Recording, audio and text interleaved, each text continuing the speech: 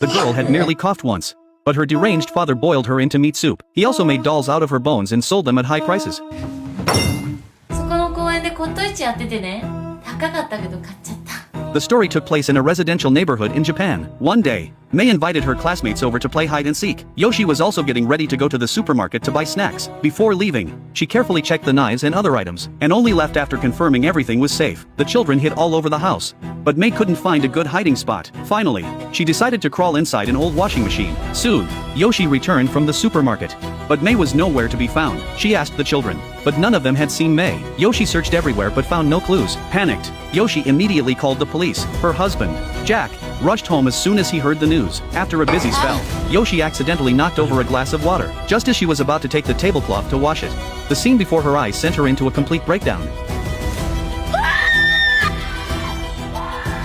This accident became an indelible psychological trauma for Yoshi. For the following months, she spent her days in a daze. Jack watched his wife with deep concern, but could find no effective way to help her move past the trauma. A few months later, Mei's grandmother came to visit Yoshi, and handed her a flyer for a memorial service at a temple, suggesting that Yoshi bring Mei's mementos to the event. To help ease her grief, Yoshi had no intention of attending at first, but after thinking it over overnight, she decided to give it a try. Just as she was about to leave with the flyer in hand, a sudden gust of wind blew it away, and Yoshi chased after it. Following the flyer, she stumbled upon a local antique market, where she noticed a doll inside a wooden box. The doll's appearance bore a striking resemblance to Mei. As soon as Yoshi saw it, she immediately bought it for a hefty sum. Ever since acquiring the doll, Yoshi's mood had noticeably improved. She treated the doll as if it were the real Mei, although her husband Jack was puzzled.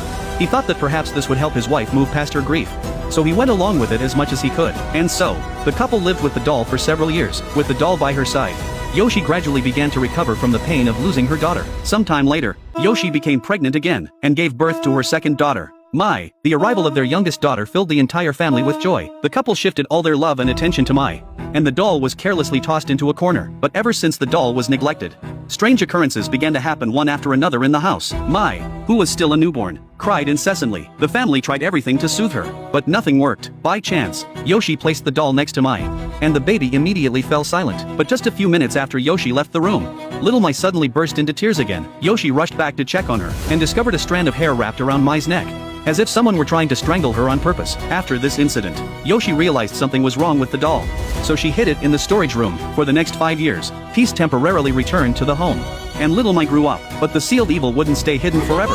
One day, while Little Mai was playing with marbles at home, she accidentally let one roll into the storage room. When she crawled inside to retrieve it, she happened to discover the doll in its box. Out of curiosity, she opened the box and took the doll out. But when Yoshi saw the doll again, a strong sense of unease washed over her. She remembered that 5 years ago, the doll had short hair, but now its hair had grown all the way to its waist. Not only that, but that night she also noticed that the doll's fingernails had grown much longer. Late that night, Yoshi's bedroom door swung open, and a figure slipped into her bed. Thinking it was Mai, afraid to sleep alone, she didn't think twice and reached out to hug the figure. But the very next second,